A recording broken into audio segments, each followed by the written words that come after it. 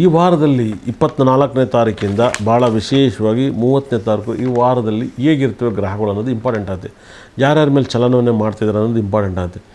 ಮೊದಲಿಗೆ ಭಾಳ ವಿಶೇಷವಾಗಿ ಚಂದ್ರಗ್ರಹ ಬಂದು ಮಿನಿಮಮ್ ಅಂದರೂ ಕೂಡ ಧನುಸು ರಾಶಿಯಿಂದ ಹಿಡಿದು ಮೀನ ರಾಶಿವರೆಗೂ ಸಂಚಾರವನ್ನು ಮಾಡ್ತಾನೆ. ಅದರಲ್ಲಿ ಫುಲ್ ಸೂಪರ್ ಸಕ್ಸಸ್ ಅನ್ನೋದಾದರೆ ವೆರಿ ಸಕ್ಸಸ್ಸು ಇಷ್ಟು ರಾಶಿಲಿ ಸಂಚಾರ ಮಾಡೋಕ್ಕಾರೆ ಒಂದು ಮಕರ ಮತ್ತು ಕುಂಭರಾಶಿ ವಿಪರೀತ ರಾಜಯೋಗನ ತಂದು ಕೊಡ್ತಾನೆ. ಆದರೆ ಶನಿ ಗ್ರಹ ಬಂದು ಬಹಳ ವಿಶೇಷವಾಗಿ ಮೀನ ರಾಶಿಲಿದ್ದಾನೆ, ರಾಹು ಬಂದು ಕುಂಭರಾಶಿಲಿದ್ದಾನೆ, ರಾಹು ಗ್ರಹನೂ ಕೂಡ ಒಂದು ಕುಂಭರಾಶಿಲಿದ್ದಾನೆ. ಅದೇ ಥರ ಗುರು ಉಚ್ಚನಾಗಿದ್ದಾನೆ. ಉಚ್ಚನಾಗಿದ್ದರೆ ಸಾಕಷ್ಟು ಜನ ಮಾತು ಬಿಡೋದು, ಜಗಳಗಳು ಮಾಡೋದು ಇದೆಲ್ಲ ಇರುತ್ತೆ. ಗುರು ಉಚ್ಚನಾದರೆ ಒಳ್ಳೆಯ ಬುದ್ಧಿ ಬರೋದ್ರಿಂದ ಕೆಟ್ಟ ಬುದ್ಧಿನೂ ಕೂಡ ಜಾಸ್ತಿ ಬರುತ್ತೆ. ಗುರು ಉಚ್ಚನಾದರೂ ಕೂಡ ಕೋಪಕ್ಕೆ ಹೊಣೆ ಆಗ್ತಾರೆ. ಕೇತು ಗ್ರಹ ಬಂದು ಸಿಂಹರಾಶಿಲಿದ್ದಾನೆ, ಯಾವುದೇ ಕಾರಣಕ್ಕೂ ಯಾವುದೇ ಗ್ರಹನೂ ಬದಲಾವಣೆ ಆಗಿಲ್ಲ.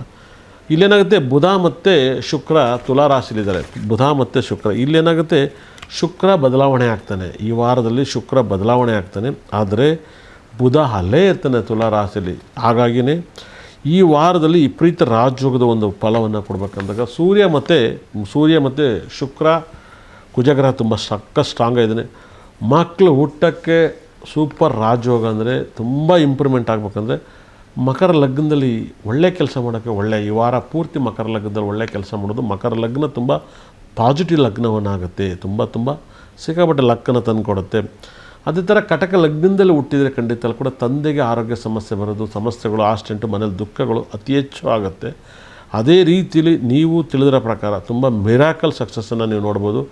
ಅದೇ ರೀತಿಯಲ್ಲಿ ತುಂಬ ಕೋಟ್ಯಾಧೀಶ್ವರ ಆಗಬೇಕು. ಅದೇ ಸಿಂಹ ಲಗ್ನದಲ್ಲಿ ವಾರದಲ್ಲಿ ಏನಾದ್ರು ಮಗು ಜನನವಾದರೆ ಡೈವರ್ಸಿಗೆ ಸಂಬಂಧಪಡುತ್ತೆ, ಪರ್ಸ್ನಲ್ ಪ್ರಾಬ್ಲಮ್ ಎಲ್ಲ ತುಂಬ ಡಿಸ್ಟರ್ಬ್ ಆಗುತ್ತೆ. ಆದರೆ ಮೆಡಿಕಲ್ ಶೀಟನ್ನೆಲ್ಲ ಸಿಗುತ್ತೆ ಅಂತ ಹೇಳುತ್ತೆ, ಭಾಳ ಮಿರಾಕಲ್ ಆಗುತ್ತೆ. ಅದೇ ರೀತಿಯಲ್ಲಿ ಒಂದು ಸಕ್ಸಸ್ಸನ್ನು ಕಾಣಬೇಕು ಅಂದರೆ ಸಿಂಹ ರಾಶಿಯಲ್ಲಿ ಏನಾದ್ರು, ಧನು ರಾಶಿಯಲ್ಲಿ ಏನಾದ್ರು ಮಕ್ಕಳು ಹುಟ್ಟರೆ ತಂದೆಯನ್ನು ಬೇಗ ಕಳ್ಕೊತಾರೆ, ತಂದೆಗೆ ಸಮಸ್ಯೆಗಳು ಬರ್ತವೆ, ತಾತನ ಸಮಸ್ಯೆ ಬರುತ್ತೆ. ಈ ವಾರದಲ್ಲಿ ಧನುರ್ ಲಗ್ನದಲ್ಲಿ ಮಗು ಜನನವಾಗಬಾರ್ದು, ಅದನ್ನು ಮುಂದೂಡಿ ಮಗುವಿನ ಜನನವಾದರೆ ತುಂಬ ಒಳ್ಳೆಯದಾಗುತ್ತೆ. ಯಾಕಂದರೆ ಸೂರ್ಯ ಬುಧ ಶುಕ್ರ ಗ್ರಹಗಳೆಲ್ಲ ವ್ಯಯಸ್ಥಾನದಲ್ಲಿದ್ದಾಗ ಮಕ್ಕಳು ಜನನವಾಗಬಾರ್ದು. ಧನುರ್ ಲಗ್ನ ಈ ವಾರದಲ್ಲಿ ಹುಟ್ಟಕ್ಕೆ ಒಳ್ಳೆಯ ಟೈಮಲ್ಲ. ನೀವು 100% ಮಕರ ಲಗ್ನ ತುಂಬ ಟಾಪ್ ಲಗ್ನ. ಮಕರ ಲಗ್ನಕ್ಕೆ ಆದಷ್ಟು ಮಗು ಹುಟ್ಟಕ್ಕೆ ಟ್ರೈ ಮಾಡಿದಷ್ಟು ನಿಮ್ಮ ಮನೆ ಕೋಟ್ಯಾಧೀಶ್ವರಾಗ್ತಾರೆ, ಪರ್ಸ್ನಲ್ ಲೈಫ್, ಹ್ಯಾಪಿ ಲೈಫ್ ಎಲ್ಲವೂ ಶ್ರೀಮಂತರಾಗ್ತಾರೆ.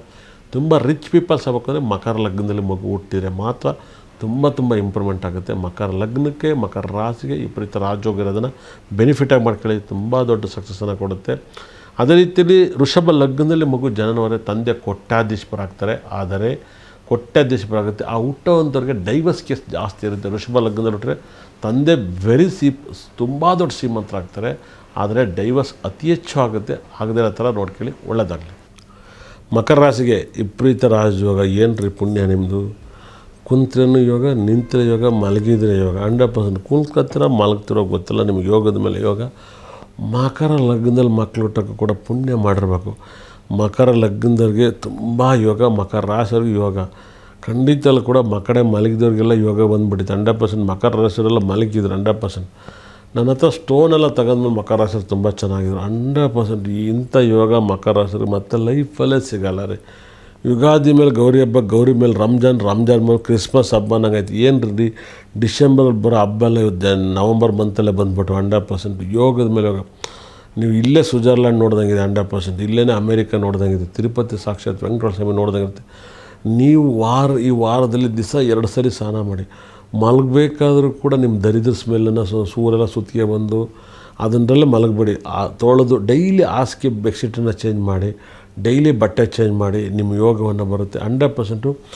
ಮಕರ ರಾಶಿಯವ್ರಿಗೆ ತುಂಬ ಯೋಗ ಬರಬೇಕು ಅಂದರೆ ನಿಮಗೆ ದರಿದ್ರ ಹೋಗ್ಬೇಕಾದ್ರೆ ಒಂದು ಟಿಪ್ಸ್ ಹೇಳ್ತೀನಿ ನೋಡಿ. ಮಕರ ರಾಶಿಯವರು ಕಾಲು ಉಗುರು ಸಂಧಿಯಲ್ಲಿ, ಕೈ ಉಗುರು ಕಾಲು ಉಗುರು ಸಂಧಿಯಲ್ಲಿ ಧೂಳು ಇಲ್ದಂಗೆ ತೆಗೀರಿ, ತುಂಬ ಒಳ್ಳೆಯದಾಗುತ್ತೆ. ಉಗುರು ಸಂಧಿನ ಕ್ಲೀನ್ ಮಾಡಿಸ್ಕೊಳ್ಳಿ. ನಿಮಗೆ ಈ ವಾರದಲ್ಲಿ ಖಂಡಿತ ಕೂಡ ಆಗುತ್ತೆ. ಉಗುರನ್ನ ನೀಟಾಗಿ ಇಟ್ಕೊಳ್ಳಿ. ನಿಮಗೆ ಅದೃಷ್ಟ ಇರೋದೇ ಉಗುರಲ್ಲಿ ಮಕರ ರಾಶಿಯವ್ರಿಗೆ. ಯಾಕಂದರೆ ಮಕರ ರಾಶಿಯವ್ರಿಗೆ ಉಗುರು ರಫ್ ಗಲೀಜಿದ್ರೆ ನಿಮಗೆ ಕಷ್ಟದ ಮೇಲೆ ಕಷ್ಟ ಬರುತ್ತೆ. ಮಕರ ರಾಶಿಗೆ ಭಯಂಕರವಾದ ಯೋಗವನ್ನು ಕೊಡ್ತಾನೆ. ಯಾಕಂದರೆ ಬುಧ ದಶಮ ಸ್ಥಾನದಲ್ಲಿ ಯಾವುದೋ ಹೊಸ ಕೆಲಸ, ಕಾನೂನು ರೀತಿಯಲ್ಲಿ ಕೋರ್ಟ್ ಕೆಲಸ, ಲಿಟಿಗೇಷನ್ ಪ್ರಾಪರ್ಟಿ, ಭೂಮಿ ಪ್ರಾಪರ್ಟಿ, ಜಾಬು, ಎಜುಕೇಷನ್ ಎಲ್ಲ ಯೋಗ ಇದೆ. ಗುರು ದೃಷ್ಟಿ ರಾಶಿ ಮೇಲೆ ಬಿಡಿಂದ ಗುರು ಲಾಭಸ್ಥಾನ ನೋಡೋದನ್ನ ಸೂರ್ಯ ಗ್ರಹನೂ ಬುಧ ಗ್ರಹ ಶುಕ್ರ ಗ್ರಹ ಇದ್ದಾರೆ. ಈ ಪುರಿತ ರಾಜ ಈ ವಾರ ಕಿಂಗ್ ಅಂತ ಹೇಳ್ಬೋದು, ರಾಜ ಅಂತ ಹೇಳ್ಬೋದು. ತುಂಬ ಯೋಗವನ್ನು ಕೊಡ್ತಾನೆ. ಧನಸ್ಥಾನದಲ್ಲಿ ಕೂಡ ನಿಮಗೆ ರಾಹು ಗ್ರಹ ಇದ್ದರೂ ಕೂಡ ರಾಹು ಕೂಡ ನಿಮಗೆ 11ನೇ ಮನೆ, ಈ 3ನೇ ಮನೆಗೆ ಹೋಗ್ತಾರೆ. ಶನಿ ತುಂಬ ಪಾಸಿಟಿವ್ ಇರುತ್ತೆ. ನೀವು ಯಾವುದೇ ಡಿಪಾರ್ಟ್ಮೆಂಟಲ್ಲಿರಲಿ, ಶೇರ್ ಮಾರ್ಕೆಟ್ ಆಗಿರ್ಬೋದು, ಬಟ್ಟೆ ಅಂಗಡಿ, ಚಿನ್ನದ ಅಂಗಡಿ, ಬೆಳ್ಳಿ ಅಂಗಡಿ, ಹೂವು ಅಂಗಡಿ, ತರಕಾರಿ ಅಂಗಡಿ, travels, auto driver, lawyer, court, police, cinema ನಟರು, ಸೀರಿಯಲ್, ಎಲ್ಲರಿಗೂ ಯೋಗ ಅಂದರೆ ಯೋಗ. ಮಕರ ರಾಶಿ ಇರೋಷ್ಟು ಯೋಗ ಇನ್ನೊಂದು ಯಾವ ರಾಶಿಗೂ ಇಲ್ಲ. ಭಯಂಕರ ಲಕ್ಕು ತುಂಬ ಪಾಸಿಟಿವ್. ನೀವು ಒಂದೇನಪ್ಪ ಅಂದರೆ ಈ ವಾರದಲ್ಲಿ ನೀವು ನಾನ್ ವೆಜ್ ತಿನ್ನೋದು ಬಿಟ್ಬಿಟ್ರೆ ಇನ್ನೂ ಯೋಗ. ಮತ್ತು ಈ ವಾರದಲ್ಲಿ ನೀವು ಹೋಗ್ಬೇಕಾದ್ರೆ ಟೆಂಪಲ್, ಅತಿ ಹೆಚ್ಚು ಟೆಂಪಲ್ಲು ಶುಕ್ರಗ್ರಹದು ಸುಬ್ರಹ್ಮಣ್ಯ ಸ್ವಾಮಿ ಟೆಂಪಲ್ಲು, ಹೆಣ್ಣು ದೇವ್ರಿಗೆ ಅತಿ ಹೆಚ್ಚು ಹೋಗಿ, ನಾಗದೇವತೆ ಟೆಂಪಲ್ಗೆ ಹೋಗಿ ತುಂಬ ಒಳ್ಳೇದು ಮಾಡ್ತಾರೆ. ನೀವು ಮಕರ ರಾಶಿಯರಿಗಂತೂ ತುಂಬ ನೆಮ್ಮದಿ. ಮನೇಲಿ ತಾಯಿಗೆ ತಂದೆಗೆ ಏನಾದ್ರು ಒಡವೆ, ಬಟ್ಟೆ, ವಸ್ತ್ರವನ್ನು ಖರೀದಿ ಮಾಡಿ. ಮಕರ ರಾಶಿಯವ್ರ ಮನೇಲಿ ಮಾವಿನಹಣ್ಣು ಇಲ್ಲ ಆಪಲ್ ನಡಿ ತುಂಬ ಪಾಸಿಟಿವ್ ಇರುತ್ತೆ. ಮಾವಿನಹಣ್ಣು, ಆಪಲ್ಲು ತುಂಬ ಪಾಸಿಟಿವ್ ನಿಮ್ಮ ಲೈಫಲ್ಲಿ ಭಾಳ ಯೋಗವನ್ನು ಕೊಡುತ್ತೆ, ತುಂಬ ಲಕ್ಕನ್ನು ಕೊಡುತ್ತೆ. ಮಕರ ರಾಶಿಯವರು ಸ್ವಲ್ಪ ಡೈಲಿ ನಲ್ಲಿಕಾಯಿ ತಿನ್ನಿ, ನಿಮಗೆ ಲಕ್ ಬರುತ್ತೆ. ಒಳ್ಳೆಯದಾಗಲಿ.